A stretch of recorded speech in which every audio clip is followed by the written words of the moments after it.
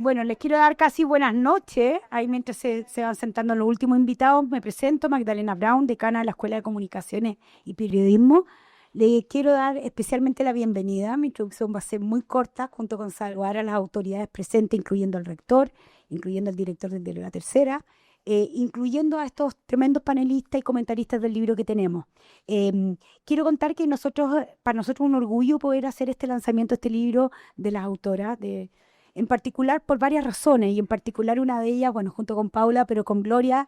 Gloria ha sido también parte de nuestro cuerpo, de nuestro magíster, que justamente está presentando este libro, que es el Magíster de Comunicación Política.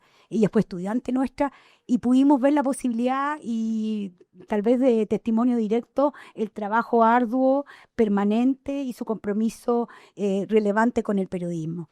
En ese sentido, simplemente quisiera tal vez reforzar dos puntos. Lo primero, esta mirada, este atreverse a escribir a las autoras algo que ha ocurrido de alguna forma tan reciente, de una persona que tal vez, y un estadista que no pensábamos que se nos iba a ir tan rápido, que tenían todavía mucho como testigo, como liderazgo que esperar de él, pero en particular el atreverse justamente a pocos años de volver a escribir algo que hace el buen periodismo, que es escribir las crónicas, aquello que no ha sido develado. Y en ese sentido, mi segunda idea para finalmente a todos volver a rescatar es justamente aquella de que finalmente, independiente de los ecosistemas comunicacionales, digitales, desinformación, el buen periodismo permanece justamente en esa capacidad de generar una mirada, de empezar a construir historia, incluso en los tiempos presentes. Así que dicho eso, nuevamente darle gracias a todos que están presentes aquí. En particular, además, también quiero saludar a mi colega, a la decana de la Escuela de Gobierno, que es la María José Naudón, que va a estar comentando, pero que justamente lideramos en conjunto este magíster de comunicación política, que es el marco de la invitación. Dicho eso, se viene una conversación demasiado entretenida, así que dejo la palabra para los protagonismos, incluyendo la autora. Muchas gracias.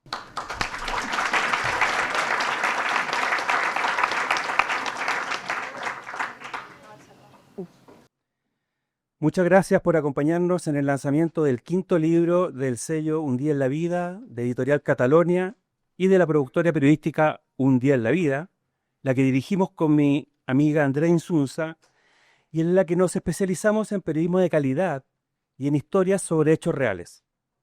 Agradecemos especialmente a la Universidad Adolfo Ibáñez y a sus autoridades, encabezadas por su rector, Francisco Covarrubias, como anfitriones de este espacio.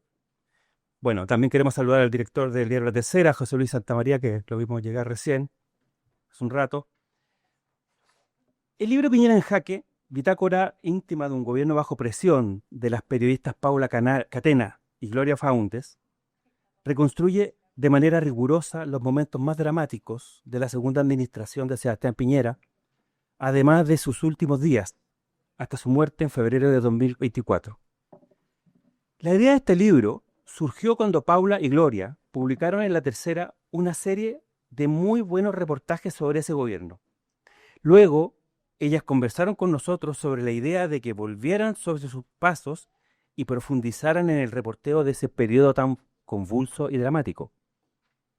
El resultado es este valioso libro, no apto para cardíacos, que refleja la importancia que nuestra colección le otorga a la investigación periodística y a la comprensión de nuestra historia reciente. Se trata de dos ámbitos en que el buen periodismo, que hoy está desafiado desde varios frentes, tiene mucho que aportar, y es su deber hacerlo. A eso nos dedicamos en Un Día en la Vida, para hacer más rico el debate público. Y en eso es clave nuestra alianza con nuestros amigos de Editorial Catalonia. Al final, las autoras van a firmar ejemplares para que se aseguren el suyo en el mesón de Catalonia, que está un poco más allá. Pero antes, quería decirles que en esta presentación contamos con 3 presentadores de lujo: María José Naudón, decana de la Escuela de Gobierno de la Universidad Adolfo Ibáñez; Ascanio Cavallo, Premio Nacional de Periodismo; y Mónica Rincón, Premio Lenka Franulich. Voy a dejar con ustedes primero a María José Naudón, abogada, columnista y, como dije, decana de la Escuela de Gobierno de esta universidad. Muchas gracias, María José. Muchas gracias. Bueno, lo primero es agradecer la oportunidad de presentar este libro. de presentarlo aquí, ¿no es cierto?, en nuestra casa, bajo el amparo del MSP, del Magíster en Comunicación Política, de hacerlo con Mónica y Ascanio, notables periodistas de las cuales yo estoy fuera, digamos, de ese arco, pero sobre todo a Gloria y a Paula. Siempre es un agrado leer un libro, un buen libro, sobre todo cuando lo escribe una amiga, ¿verdad? Y yo de la Gloria hemos ido construyendo a partir, ¿no es cierto?, de nuestros desempeños profesionales una interesante amistad. Así que la lectura que voy a hacer yo hoy día tiene esa partida y tiene una doble vocación. Primero me voy a referir a la voz y al encuadre del libro, que creo que es muy particular y que complementa otros libros que del mismo periodo y de la misma época hemos leído en los últimos tiempos.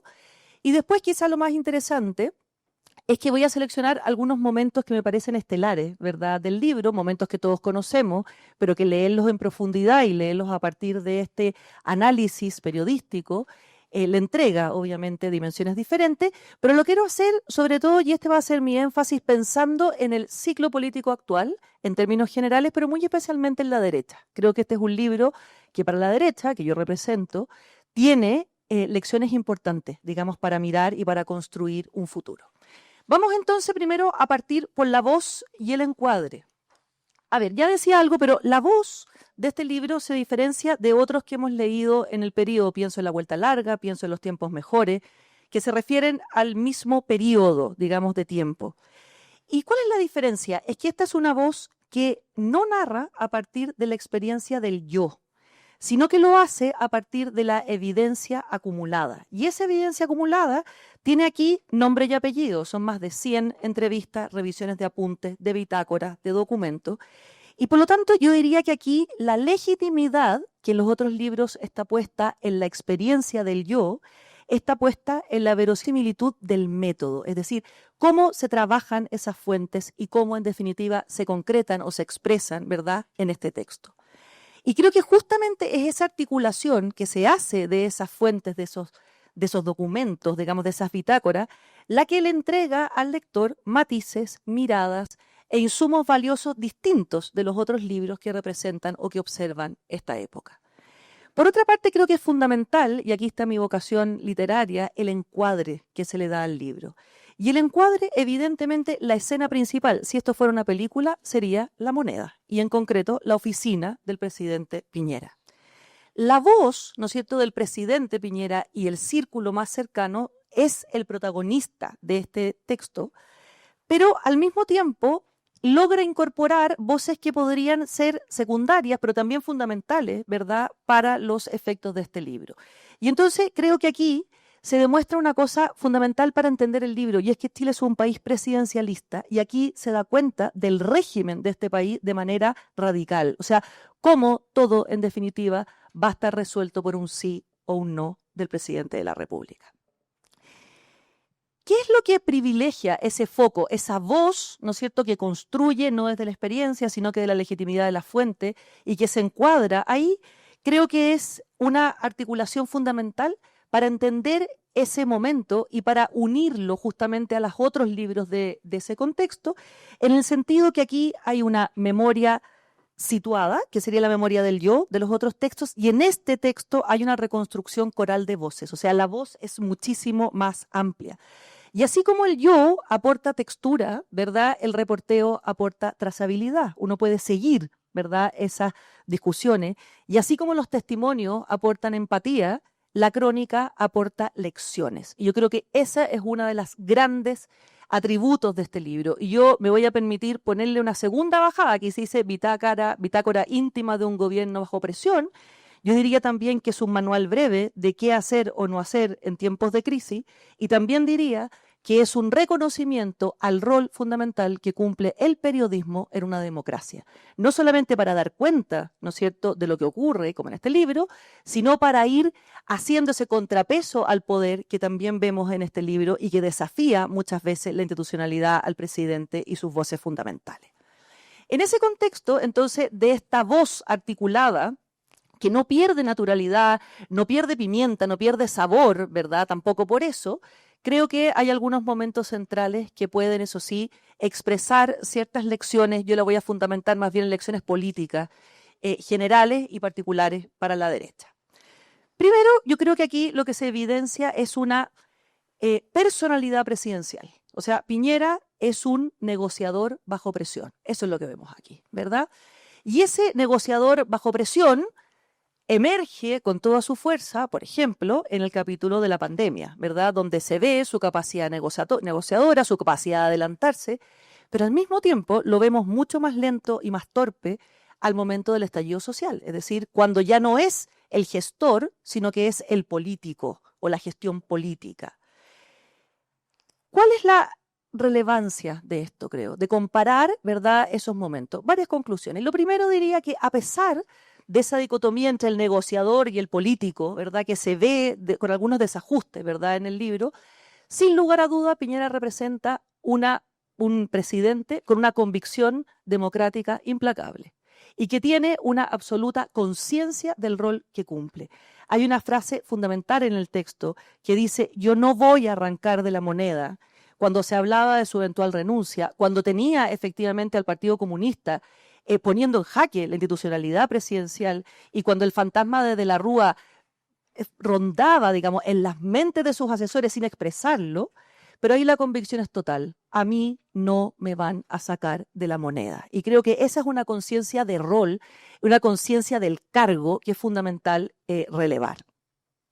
Pero sin embargo, creo que esta tensión revela un desafío fundamental para la política chilena actual, y que es esa tensión que existe entre un Estado capaz de gestionar, la gestión eficaz, digamos, y al mismo tiempo la legitimidad democrática, que no son lo mismo y que se requieren también unas a las otras.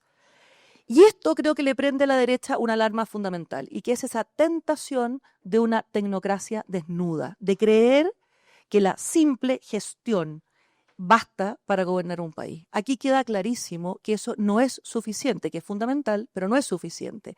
Y que por lo tanto la tentación de una lectura excesivamente economicista o desvestida, digamos, de las ambigüedades y de las dificultades de la política, puede interceptar, ¿no es cierto?, o complicar o complejizar las decisiones difíciles que aparecen en este periodo, pero que yo no tengo ninguna duda se van a hacer exponenciales, digamos, hacia el futuro. Segundo elemento fundamental. Este libro da cuenta de una tentación que es de derechas e izquierdas, yo creo que esta es compartida, de etiquetar. El libro habla muchísimo de palomas y halcones, liberales y conservadores, defensores del orden y dialogantes, como si todas esas características fueran siempre dicotómicas.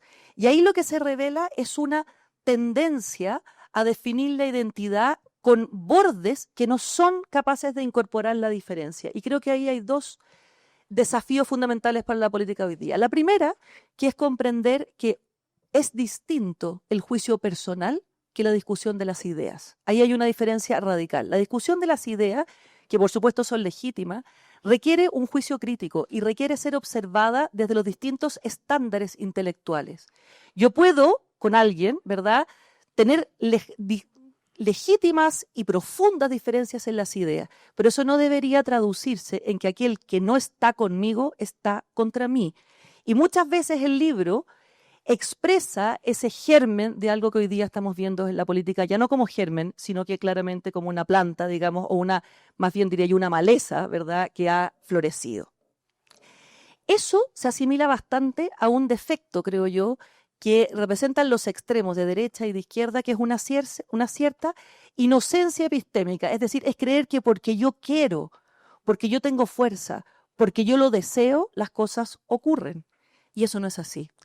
Esa inocencia, ¿verdad?, que aparece en ciertos personajes de este libro, creo que ha sido un vicio enorme en el Frente Amplio, hoy día también en la extrema derecha, y que debería ser un acto consciente, digamos, al leer, de justamente evitar esas etiquetas y entrar en el debate profundo de las ideas.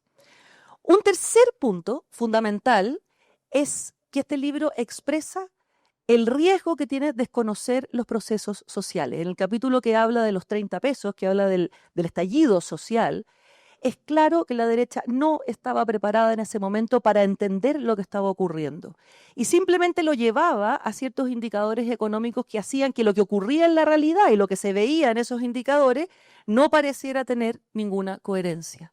Creo que la complejidad del mundo de hoy día obliga a entender que la política se despliega en ambientes ambiguos y en ambientes demandantes. Y por lo tanto, la mirada de campo social, entender los fenómenos sociales amplios, lo que ocurre en el mundo, no puede faltar para tomar decisiones que en principio o aparentan ser profundamente locales, pero cuya vocación de fondo no lo es.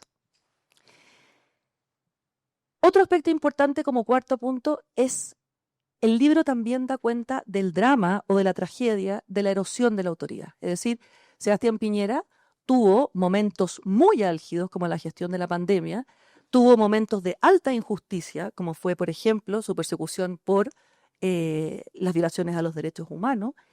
Y eso nosotros vemos en el libro que con sus más o con sus menos lo gestiona. Incluso el gran problema del estallido social tiende, ¿no es cierto?, democráticamente a canalizarse con el Acuerdo por la Paz y la nueva Constitución. Pero hay tres aspectos que me parecen importantes de tener consciente, que son el aspecto de Cúcuta, la visita, ¿verdad?, a Cúcuta, donde la política parece rendirse a una cierta performance. Y ahí hay una confusión entre el ego personal y la decisión más pragmática, que creo que es importante tenerla a la vista. Y también hay otros dos episodios que son el de Dominga, el de los Pandora Papers, y cuando los hijos lo acompañan, ¿verdad?, al viaje a China, que no nos pueden hacer olvidar que la legitimidad está estructurada justamente en la confianza y que esa confianza es fundamental para una gestión fluida, digamos, entre la ciudadanía y las autoridades. Y por último, diría que este libro deja muy claro algo que hoy día en la contienda electoral parece olvidarse, y es que ganar una elección y gobernar son cosas radicalmente diferentes, donde gobernar parece ser definitivamente más complejo, ¿verdad?, que ganar una elección.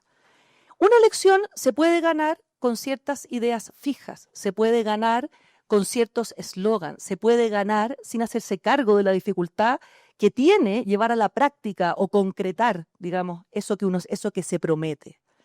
Pero creo que este libro deja muy claro que la firmeza no tiene que ver con la rigidez, que la claridad no tiene que ver con la intransigencia, que la moderación no tiene que ver con la falta de determinación. Nosotros aquí vemos a un presidente que podremos estar o no de acuerdo de la decisión que toma, pero es un presidente que pone todo su capital al servicio de lo que cree correcto. O sea, ahí yo veo coraje, ahí yo veo determinación, ahí yo veo valentía. Otra cosa es que en la teoría de las ideas, en el contraste de las ideas, no estemos de acuerdo con la solución.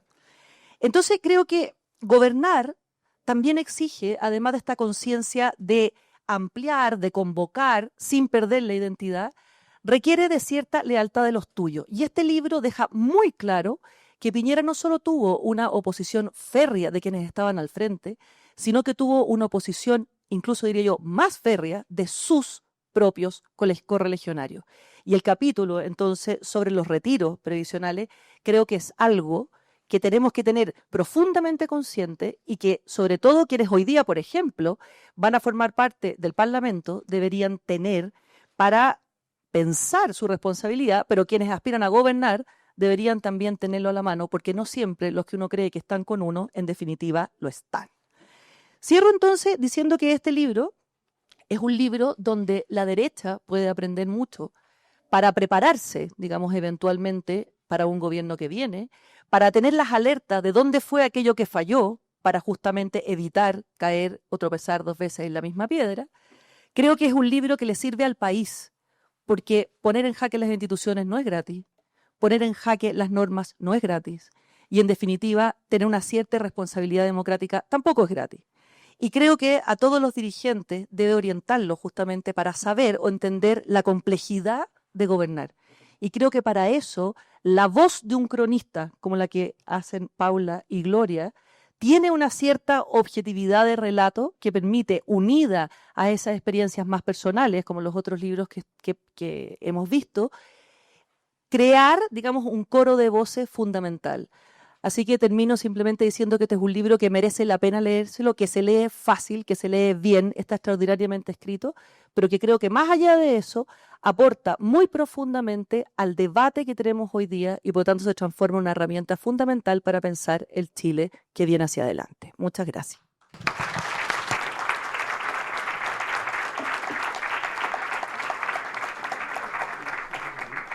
Muchas gracias, María José. Tiene la palabra el reconocido periodista y Premio Nacional de Periodismo 2021, Ascanio Cavallo. Adelante. Aló, aló. Bueno, buenas tardes. Muchas gracias por la invitación a presentar este libro. Hice una presentación escrita y después, revisándola, me di cuenta que hay cosas en ella que están en el libro y otras que no están en el libro. Voy a tratar de precisar, en cada caso. Voy a tratar de precisar en todo caso. En realidad me sentí autorizado porque conocí a Sebastián Piñera por más de 30 años. No fui su amigo. Los periodistas políticos no somos amigos de los presidentes.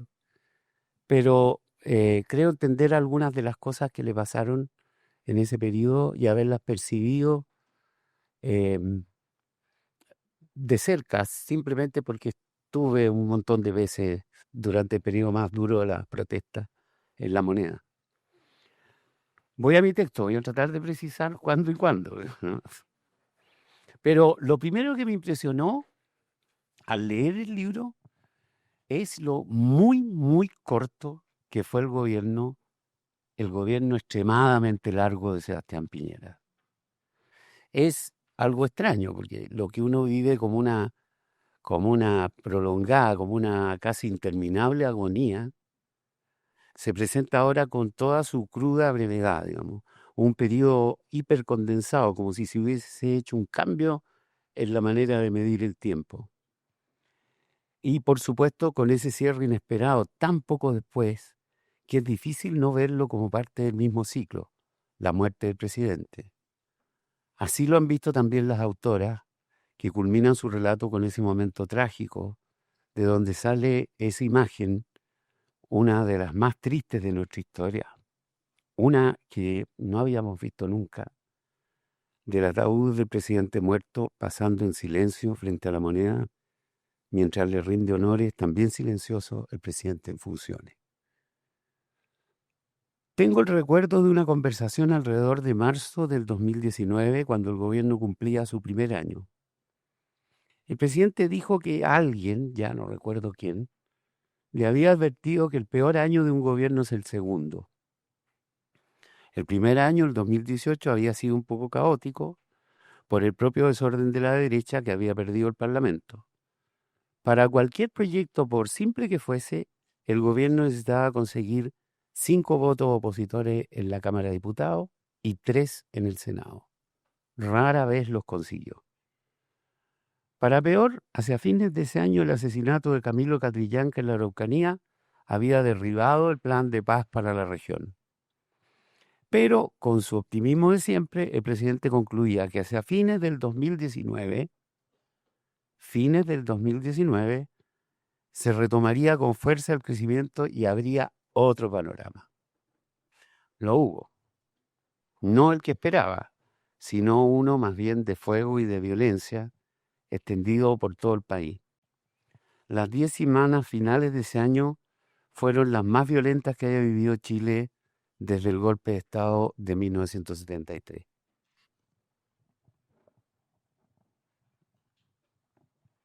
Cuatro años después, hablando en Argentina, el mismo Piñera lo llamaría un golpe de Estado no tradicional. Puedo imaginar que, como dicen la autora, lo que más le dolió fue suspender las cumbres de la PEC prevista para noviembre y la COP25 para diciembre. Pero es bastante posible que varias de las acciones más perturbadoras de los disturbios, como los incendios en el metro, estuvieran planificadas precisamente para esas fechas, para arruinarle al presidente sus ganas de ser anfitrión de los líderes del mundo en el oasis que era Chile según su definición. El principal pensador de la revuelta, el principal teórico de la revuelta, Furio Jessi, un italiano, escribió que toda revuelta puede describirse como una suspensión del tiempo histórico.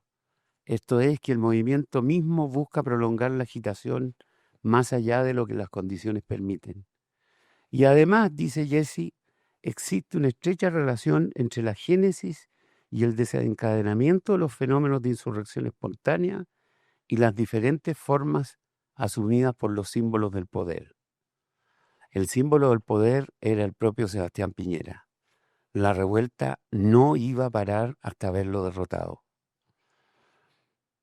Eso es mío, eso no es del libro. Se ha insistido en la deslealtad con el régimen democrático que mostró gran parte de la izquierda en esos días. De esto ya no cabe mucha duda, aunque tampoco cabe duda de que esa izquierda estaba igual de sorprendida. Pero es algo distinto leerlo ahora, con nombres y apellidos, desprendido de las justificaciones del momento, con toda la crudeza de la política cuando alcanza su piso más bajo. Los sucesos de ese trimestre siguen siendo un misterio y cada nuevo detalle sin esclarecer aumenta la oscuridad. Por ejemplo, el llamado del diputado Gabriel Boric al ministro Gonzalo Blumel el mismo 18 de octubre, donde le asegura dos cosas: que el Frente Amplio no está detrás y que lo que está pasando es serio. ¿Cómo sabía? ¿De dónde sacó esa información que ahora parece tan crucial? ¿Esto es serio?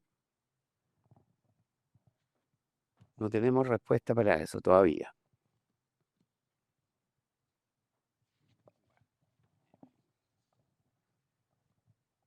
El libro ofrece un retrato vívido, y esto se lo agradezco mucho a las autoras, de un gobierno en medio de una crisis que no entiende, que no se para con nada, que fluctúa como una tempestad, con su danza de asesores en pugna, aparecidos y vendehumos, zascandiles y ministros, chamanes y tarambanas y políticos, muchos políticos, entre los cuales el presidente se pierde, toma apuntes completamente inútiles y escucha tantas soluciones que no llega a tener ninguna. Los militares lo abandonan. Esto no está en el libro, ¿no? Carabineros no da más. No hay refuerzos ni abastecimiento. El presidente está derrotado. Solo que afuera los revoltosos no lo saben. Detalle que es crucial. No estás derrotado mientras tu adversario no lo sabe. Y si fuera así, no está totalmente derrotado. Creo haberle recordado en esos días su afirmación sobre el segundo año. Replicó con una sonrisa amarga: íbamos tan bien, récord de consumo para fiestas patrias, récord de venta en el Cyber Monday, venía el despegue. Le pregunté si le habían sugerido dejar la moneda. Dijo algo vago y después: no, pero no voy a dejar la moneda. ¿Cómo se le ocurre?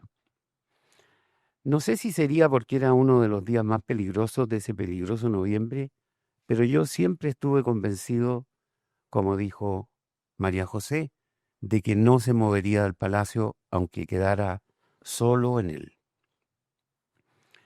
Pero a la deslealtad de la izquierda hay que sumar las inmensas deslealtades que de esos mismos días empezaban a verse dentro de la propia derecha, hasta llegar a esa jornada en que tanto la coalición como el propio gobierno se quiebran ante las opciones de sacar los militares a las calles de nuevo o impulsar una reforma a la Constitución. Quien ofrece esa idea es el presidente del Senado, Jaime Quintana, casi como un regalo para desactivar la asonada. Se discutirá por años cuál fue el valor de esa idea, pero no fue el de detener la revuelta, que siguió y hasta se proponía regresar con más fuerza después del verano del 2020. Tampoco condujo a modificar la Constitución, y los dos proyectos rechazados más tarde sugieren que nunca hubo mucho interés en ello, que no era una motivación de la revuelta. ¿Y los partidos acaso no se detuvieron? Podría argumentar alguien. Puede ser, pero eso sí que no tiene ninguna importancia. Lo que detuvo la revuelta fue otra desgracia, el COVID. Comparado con el anterior, este era un adversario claro: camas o muerte, ventiladores o muerte, vacunas o muerte. El presidente no necesitaba más que un asesor, el fiel ministro de Salud Jaime Mañalich, demasiado impermeable a la opinión ajena como para durar mucho, ¿no? Y otra vez la deslealtad de los suyos, que en un cierto momento conduce a que 9 diputados y 5 senadores de RN y la UDI voten no solo por retirar un 10% de los fondos previsionales, sino por quebrantar atribuciones constitucionales exclusivas del presidente. Pagamos los costos de ambas transgresiones hasta el día de hoy. Y lo que sorprende es que muchos de esos parlamentarios siguieran en sus escaños después de las elecciones del 2021 y sigan todavía otra vez de candidatos al mismo Congreso. Algunos hasta han subido de popularidad. Bueno, pero la democracia tiene estos problemas, ¿qué se le va a hacer? Visto en retrospectiva, parece claro que a Piñera II le tocó el peor Congreso de la historia, tanto desde el punto de vista legislativo como del de representación de las fuerzas del pensamiento. Prevalece en ese periodo el cálculo personal, el afán de figuración, la subida de las apuestas, no solo en la oposición, que eso se espera, sino entre los propios parlamentarios a quienes la fuerza de arrastre presidencial había contribuido a elegir. Para el tercer año, todo ese vínculo, si alguna vez fue respetado, estaba ya destruido. Desde el punto de vista de sus fuerzas de apoyo, el gobierno era una ruina. Paula y Gloria hacen el balance. 11 interpelaciones a ministros, 7 acusaciones constitucionales, la destitución de un ex ministro del Interior y 2 acusaciones constitucionales contra el presidente. Habría que agregar 3 cambios de gabinete estructurales.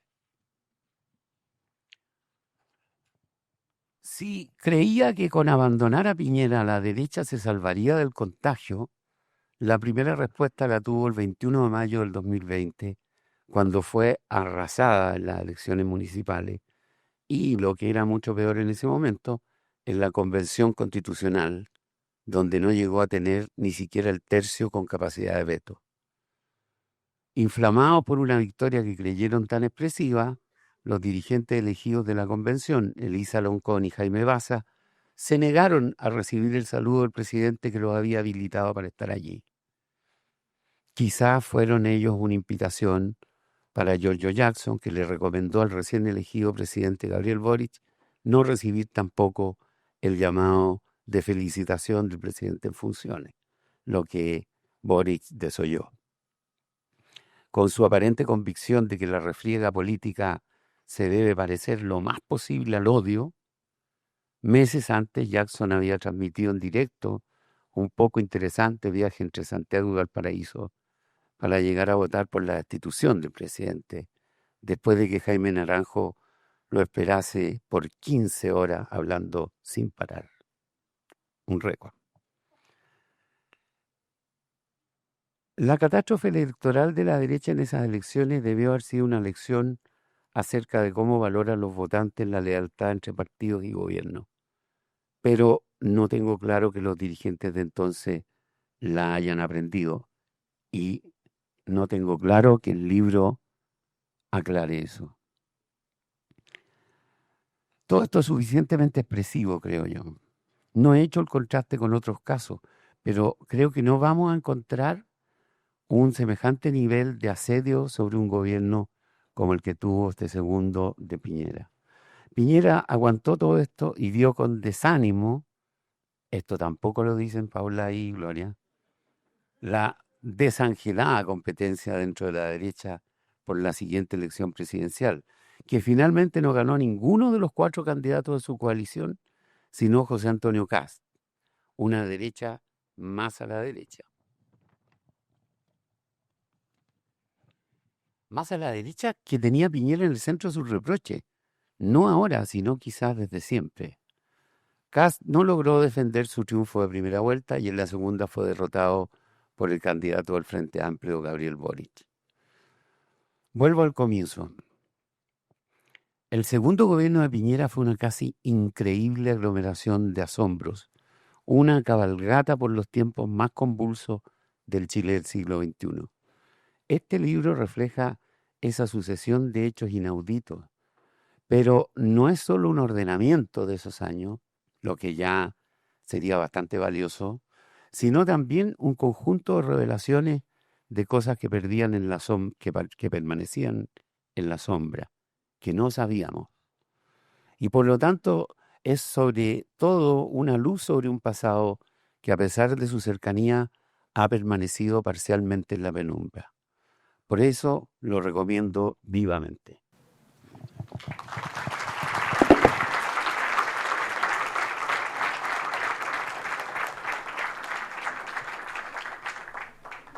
Muchas gracias, Ascanio. Ahora dejo con ustedes a la reconocida periodista Mónica Rincón, conductora de CNN Prime y premio Lenka Franurich 2024. Mónica.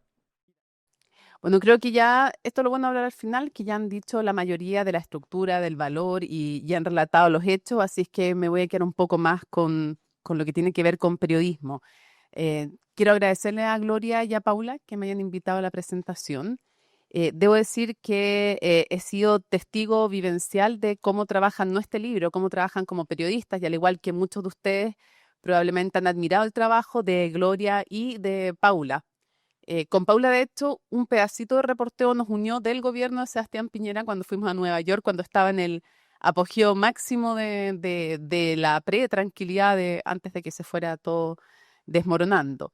Em, y he visto el trabajo brillante y creo que es difícil un personaje más contradictorio, con más capas, poder revelarlo y develarlo en una crónica periodística y también una mezcla entre crónica periodística y novela política, donde hay mucho de recopilación, pero mucho de sorpresa, de hacernos reflexionar y de darle sentido, poner en perspectiva los hechos. Y además creo que esa trayectoria tú lo explicabas bien, por qué el off no daña en este libro, pero yo quisiera agregar un aspecto a lo que tan brillantemente dijo María José, y es que la trayectoria de Gloria y de Paula también le dan peso y prueba y no necesidad de on al off. Es el contenido del libro, pero también es la trayectoria de ellas como periodistas las que hace que uno tenga plena confianza también en el trabajo que han realizado. Luego vienen las reflexiones, pero antes me gustaría un poquito de libro que no hemos escuchado mucho y, por ejemplo, lo bien escrito que está. Escribir a dos manos además debe ser bien difícil, pero parece que fluyó a cuatro, en realidad, sí, a cuatro, es verdad, a cuatro manos, pero la verdad es que pareciera como que fue muy fluido, el resultado al menos es muy fluido. Y está muy bien escrito. Por ejemplo, cuando dicen de los dos bandos en la moneda, lo siento si esto es spoiler, yo supongo que ya lo leyeron y si no, igual se van a quedar con ganas de leerlo. El estallido social dividió a la moneda en dos bandos. En una vereda estaban quienes sostenían que se trataba de una crisis profunda, que no se solucionaría rápidamente y que había que buscar diálogo con los sectores moderados de la oposición, ya que los más radicales comenzaban a entusiasmarse con la caída del gobierno. En ese grupo se alinearon los asesores más jóvenes como Salas y Magdalena Díaz, pero también Blumel y el titular de Justicia, Hernán Larraín, entre otros. Personaje a todo esto que se ilumina bastante de sus actuaciones. Al frente estaban quienes demandaban mano dura. Era un grupo muy influyente que incluía a Chadwick y su subsecretario Villa, al canciller Rivera, la ministra de Educación Marcela Cubillos y el jefe de asesores del segundo piso, Cristian Larroulet. Debemos resistir.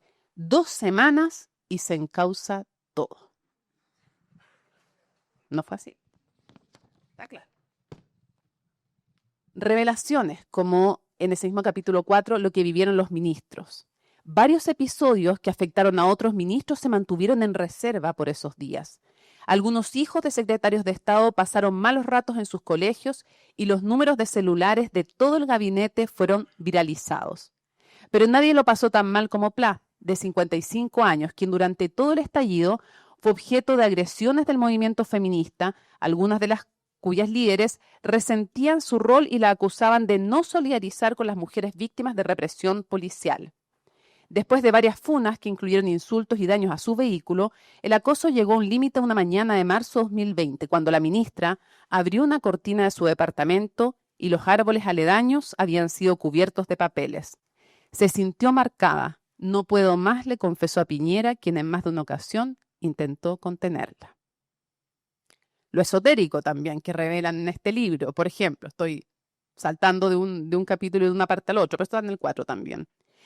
Entre los visitantes en La Moneda, en medio de los momentos más complejos, estuvieron la tarotista Latife Soto y el astrólogo ingeniero Giovanni Pablaza, especialista en herramientas holísticas como la numerología, la meditación y el I Ching. Díaz incluso, Magdalena Díaz, consiguió el permiso de Piñera para distribuir velas de color azul en los rincones de La Moneda y hacer una limpieza del edificio. Voy a seguir pasando, pero cuentan, por ejemplo, una cita en que está la roulette, en que empieza a exponer por qué él cree que esto va a ser más o menos algo rápido. Y en ese momento, el UDI Jaime Belolio levantó la mano, rompió el tenso ambiente. Belolio se dirigió directamente a Piñera. Me va a disculpar, presidente, pero todo esto es una profunda equivocación. Los temores de desborde también, estoy dando algunas de las cosas que no conocíamos y que ellas lograron revelar en esta investigación y en este trabajo de años también. O, por ejemplo, las vías de escape que estaban planeadas en caso de que llegaran los manifestantes a La Moneda. La masividad de las protestas y su creciente violencia habían obligado a la escolta presidencial a reforzar las rutas de salida. En el subterráneo de La Moneda se habían despejado el búnker para una evacuación rápida. El plan consideraba 3 vías de escape, cada una con dispositivos de la comitiva presidencial y que estaban listos para ser utilizados en cualquier momento. Uno de ellos incluía una ambulancia. Fuentes policiales señalan que al menos en una oportunidad se evaluó que Piñera utilizara esa alternativa para irse a su casa. Después, por ejemplo, en el cambio de gabinete, cuando bajan a Rosana Costa y cuentan Paula y Gloria que tuvo una pesadilla Piñera y que soñó que devoraban a Rosana Costa y que le iba a pasar muy mal, entonces no va de ministro de Hacienda. Y Matei no fue Interior. Pero por otras razones que si quieren saber, la leanse el libro. Esta está buena. Una pelea entre Desbordes y Jacqueline Van Rieselberghe, en medio del tema de la Constitución, capítulo 5. Fue entonces que la ira de la senadora UDI se concentró en Desbordes, que a todo esto le fue re mal en toda esa época, todos la agarraron mala, quien en las semanas previas había mostrado públicamente disponible una salida política. Son palabras de Van Rieselberghe citadas por aquí las colegas. Maricón, eso es lo que eres. Me trajeron para entregar la Constitución. Esto es culpa tuya. Contrólate, loca, replicó Desbordes. No puedo creer lo que estamos escuchando, se quejó el mandatario con voz firme tratando de imponer mesura. Bueno, después vienen, por ejemplo, revelaciones respecto a todo el tema de si sacar o no a los militares a las calles.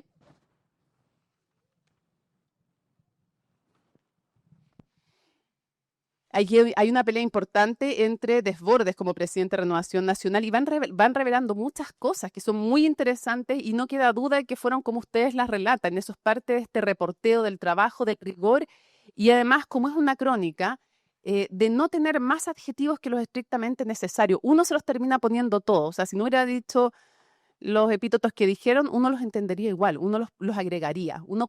Este libro ayuda a que uno complete también la crónica de los momentos. En la derecha hubo otros que también perdieron el entusiasmo inicial. El caso más comentado fue el de Alaman, quien por teléfono ponía al tanto de los avances a su esposa, la ministra Marcela Cubillo. Cuando Alaman comentó con entusiasmo algunos pormenores de los avances que estaban teniendo para llegar a un acuerdo por una nueva constitución, Cubillos le espetó. ¿Pero tú eres hueón? Para esas negociaciones, según recuerdan quienes conversaron con la pareja en esos días, desde entonces Alaman buscó frenar las tratativas, lo que le valió un áspero choque con Desbordes. Ambos levantaron la voz. Este último fue tajante. Te guste o no, el presidente RN soy yo. Y voy a firmar el acuerdo. O cuando estaban a punto de terminar en momentos dramáticos, a punto de cerrar el acuerdo con la oposición y había muchas dudas, entonces Blumel, cuentan las autoras, llama a su antecesor, Andrés Chadwick. Si se logran los 2/3, ¿es un buen acuerdo?, le preguntó. Es un buen acuerdo. Ya, no voy a seguir leyendo pedazos, pero por ejemplo cuentan, van a detalles tan importantes y tan pequeños a veces, pero tan reveladores, como quién informaba a Bachelet de lo que estaba ocurriendo con derechos humanos y te dicen qué carabinero le informaba a Bachelet y la conexión que tenía para saber lo que estaba pasando. O sea, detalles pequeños que van dando el color y otros que tienen que ver con humanidad, porque aparte de ser una crónica política, una novela política también, una crónica histórica y una novela política más bien, también dan cuenta de la humanidad de los personajes involucrados. Y eso es altamente valioso, creo yo, con todas las contradicciones, porque a veces uno quiere a estos personajes y a veces le caen súper mal o uno termina chato con los personajes. Y, por ejemplo, cuentan cuando lloró Piñera, cuando cae Andrés Chadwick. Más allá de la evaluación política que cada uno tenga, lo importante en este relato, creo yo, de las autoras es la capacidad de pintar, de colorear la complejidad de los personajes involucrados y en medio de traiciones profundas, de decepciones, como también hay espacios para la humanidad. Su familia recuerda con los dedos de una mano las veces que lo vieron llorar a Piñera. En 2000, cuando a los 81 años falleció su madre, Magdalena Echenique. En 2017, con la temprana muerte de su hermana mayor Guadalupe debido a un cáncer. Y en 2020, en plena pandemia COVID-19, con la partida de su tío Bernardino. El retiro obligado de Chadwick acentuó su soledad y refrendó en él la idea de que su segunda administración sería muy distinta a lo que había planificado. Dejo hasta ahí los recuerdos y las revelaciones, que son hartas más, pero si no les voy a dejar completamente spoileado el libro. Pero hay muchas revelaciones más.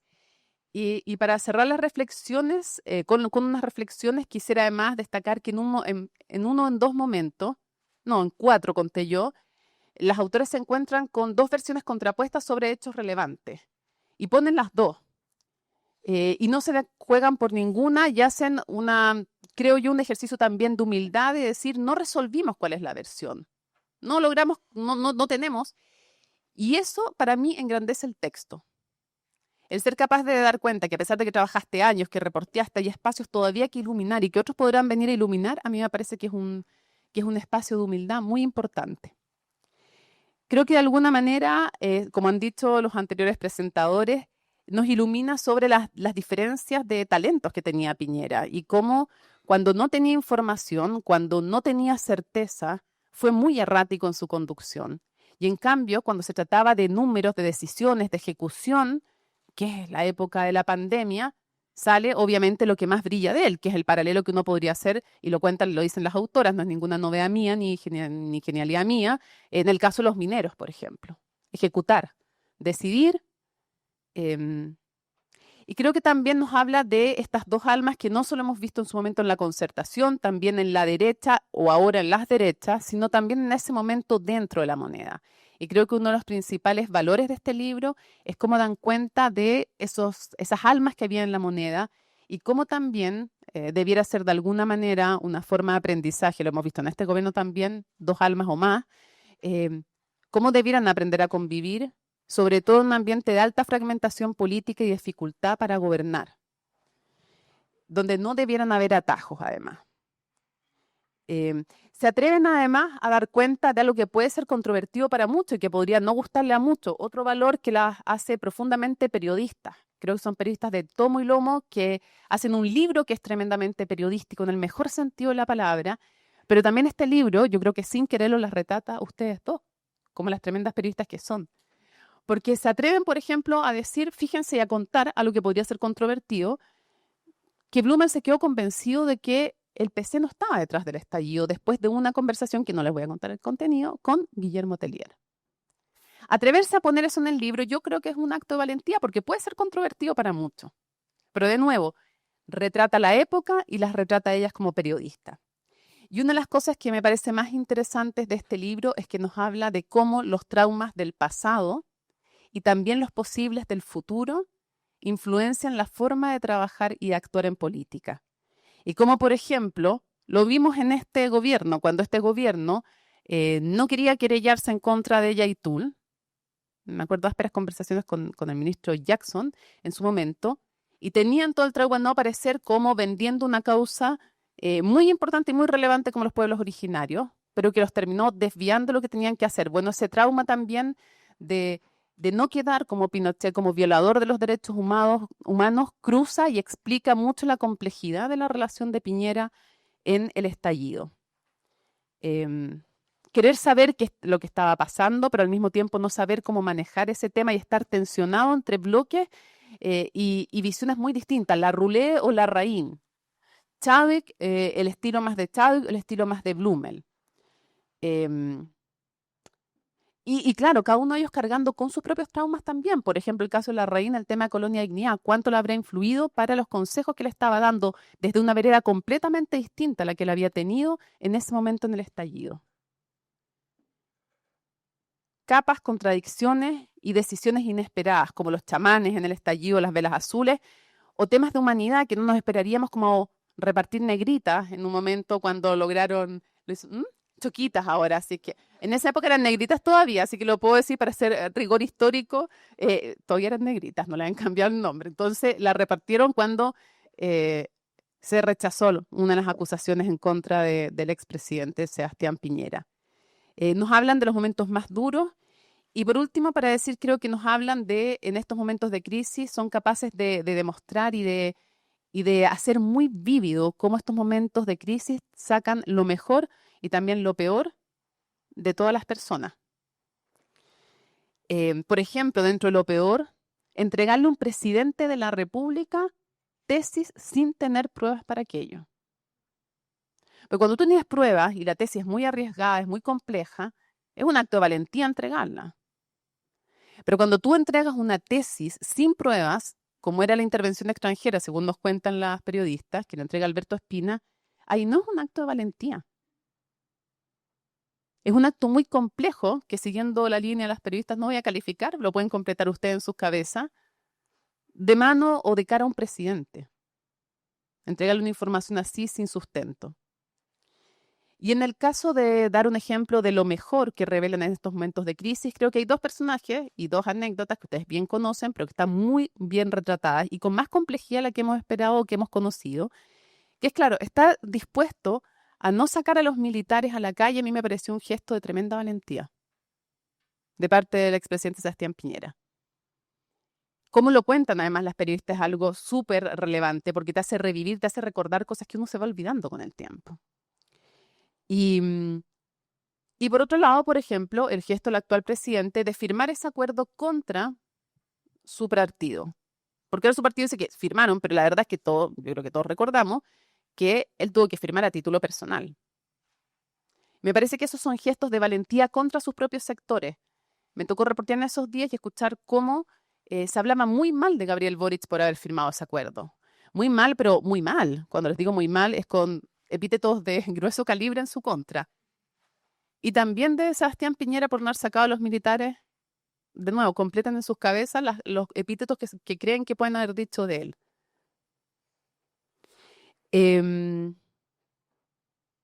Y bueno, y creo que evidentemente es una lección no solo para respecto a esa época, sino de la época actual, de la falta de coherencia de muchos políticos con sus proyectos y de la incapacidad de resistir cuando el poder empieza a disminuir y por lo tanto el imán o la capacidad de estar juntos empieza a bajar. Quiero cerrar con una frase que les traje como de regalo. Hay un periodista que yo admiro mucho y que creo que ustedes tienen harto de él, que es Tiziano Terzani. Fue uno de los grandes cronistas y trabajaba, era corresponsal de guerra y trabajaba además en las revistas más importantes con su familia, porque fue con su familia junto, cubrió todos los grandes eventos, desde la caída del muro, la revolución china, en fin, todo lo que se puedan imaginar, los grandes conflictos, Vietnam, estuvo él ahí. Y es para mí uno de los grandes periodistas de la historia mundial. Y él decía, el verdadero deseo, si se quiere tener uno, es el de ser uno mismo. Lo único que uno puede desear es dejar de tener elección, porque la verdadera elección no es la que se hace entre dos dentríficos, entre dos mujeres o entre dos coches. La verdadera elección es la de ser tú mismo. Yo creo que ustedes han sido fieles al periodismo, fieles a ustedes mismas, y creo que este libro, y para mí eso es muchísimo decir, tiene que estar en todas las bibliotecas, no solo de los periodistas, de los que amen la historia reciente y pasada de Chile, como están los de Ascanio Cavallo, al ladito de los de Mónica González, Patricia Verdugo y otros tantos, Y creo que esta es una prueba que han sido fieles a la historia más reciente, en todo lo que más han podido y fieles además a ustedes mismas y al periodismo. Así es que se los agradezco mucho.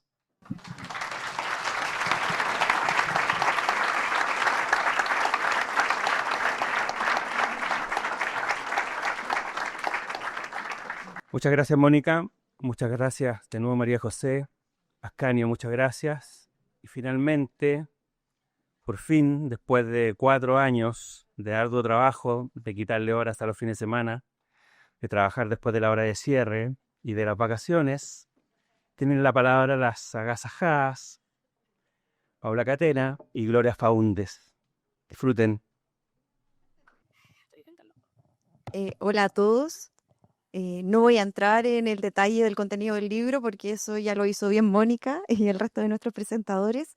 Es más bien esto es para dar agradecimientos, partiendo por darle las gracias a todos ustedes por estar aquí hoy día con nosotras. Quienes nos han acompañado en este tiempo saben que es un trabajo que llevamos haciendo hace 4 años con Gloria y que por fin ve la luz. Así que estamos muy contentas por eso y si están acá hoy día con nosotras es porque son importantes para nosotras.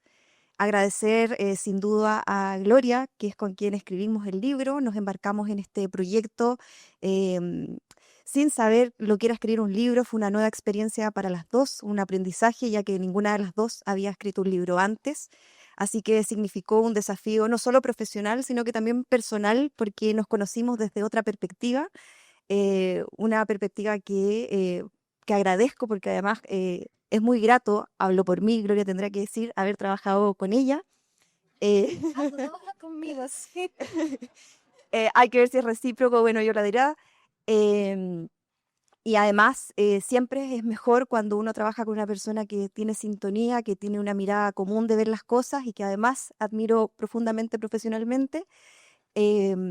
Agradecer también a Javier Ortega, que confió en nuestro proyecto y nos editó el libro, a Andrea Insunza, que lamentablemente no pudo estar aquí hoy día presente con nosotras, pero también realizó correcciones e hizo que nuestro trabajo fuera mejor, el producto final. Agradecer también a El Sello Un Día en la Vida y a Editorial Catalonia, que publica nuestro libro. Bueno, agradecer a la Universidad Adolfo Ibáñez, que nos recibió acá. Agradecer a nuestros presentadores, Mónica, María José y Ascanio, en especial a Mónica por siempre estar dispuesta a apoyarme en todo y por darme consejos siempre. Muchas gracias por eso. Agradecer a Marcelo Segura, que lo vi por ahí, que es el que nos dio la foto de portada. Agradecer a Mario Telles, que también está acá presente, quien nos tomó la fotografía de autoras del libro. Agradecer a José Luis Santamaría, que está aquí sentado en primera fila, director de La Tercera, por apoyarnos en este proyecto y además de dejarnos arrancar en horario laboral para poder cumplir con cada una de nuestras entregas y plazos. Agradecer también a todas las personas que colaboraron entregándonos información, testimonios, documentos. No los voy a mencionar claramente por secreto profesional, así que no se preocupen. Por último, y no por eso menos importante, sino que todo lo contrario, agradecer a mi familia que está aquí presente, a mis amigos que me han acompañado durante todo este tiempo, que me apoyan tanto en mis desafíos profesionales y personales.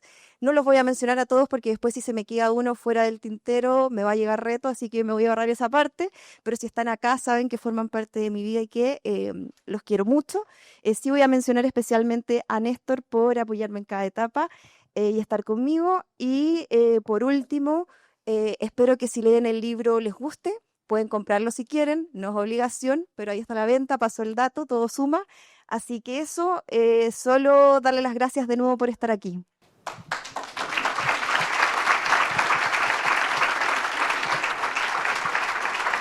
Te salió bien, aunque estaba nerviosa. Ya, porque la verdad es que es distinto estar de este lado de la vereda, así que dedico esta incomodidad a algunos de los asesores aquí que hacen esto, alcalde, que amoroso por venir. Así que ya, disfrute esa incomodidad de vernos a nosotros al otro lado de la vereda en esta oportunidad. Está bien, quería contarles que este libro nace como las cosas buenas de la vida, que es por casualidad. es súper, Mónica algo decía, Ascanio también, porque por cierto compartimos esto del periodismo, de que fue muy desafiante cubrir el gobierno de Sebastián Piñera desde esta vereda del periodismo. Y se habla poco de eso. Fue desafiante mantener la rigurosidad y no me refiero solo al estallido, también a la pandemia, con pasiones desatadas, con miedo. No es tan fácil ejercer el periodismo. Fue también el periodo en el que no solo trabajé codo a codo y por primera vez con Paula, sino que además nos conocimos durante ese proceso, lo que hacía también doblemente desafiante el trabajo. Esto hizo que cuando terminara más o menos el gobierno pensáramos en revisitarlo. ¿Por qué? Porque entendíamos que quizás con cierta perspectiva podíamos ser más justas en mirar ese proceso o quizás revelar cosas, que es siempre la aspiración natural de cualquier periodista. Así lo hicimos y en el verano del 2022 apareció una serie de reportajes en La Tercera, que es nuestro diario, que fueron leídos por Javier Ortega y que nos ofreció hacer este libro. Así que Javier no solo, modestia aparte, es el autor material de la idea de hacer un libro autor intelectual, sino que también fue nuestro editor, creo que hizo un gran trabajo. Muchas gracias, Javier. La Paula lo decía, era muy difícil hacer esto porque trabajamos mucho también sin la comprensión de José Luis Santamaría, que es el director de La Tercera, que fue muy comprensivo con nuestros tiempos y también la energía que le dedicamos a este proyecto, porque eso inevitablemente hace que también descuidáramos un poquito lo del día a día, ¿no? Así que muchas gracias, José Luis.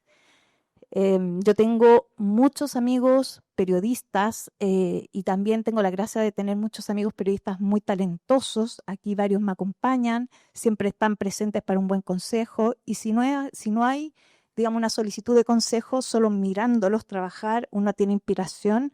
Aquí hay varios de ellos que en este periodo además trabajamos juntos: Alejandro Vi, Ala José, Ignacio, Andrew. Y la Les está dando a luz, o casi, así que no me acompaña en esta oportunidad. Pero también va, por cierto, mi saludo a nuestros presentadores, la Mónica, María José, Ascanio. Muchísimas gracias, palabra muy generosa que vamos a atesorar sin duda. A la Paula, que fue mi compañera de ruta, que no solo tenemos, sí, compartimos en estos años muchas anécdotas que dan para otro libro, quizás tan bueno, creo yo, y también compartimos una cantidad obscena de tostadas con palta, escribiendo muchas páginas. También quiero, la Paula nos mencionó, Marcelo Segura, un gran fotógrafo, muchas gracias por tu foto que es muy bonita. Mario Tellas, muchas gracias porque nos retrató para el libro. Creo que no se me arranca nadie, salvo esta universidad que siempre ha sido tan generosa conmigo. Muchas gracias. Y que ahora también es generosa con Paula. Así que muchísimas gracias también por eso.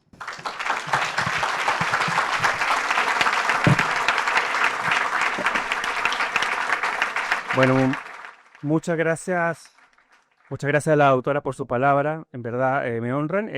Espero y creo que vamos a seguir trabajando en algún otro proyecto nuevo. Me encantaría, pero después de que se tomen un descanso.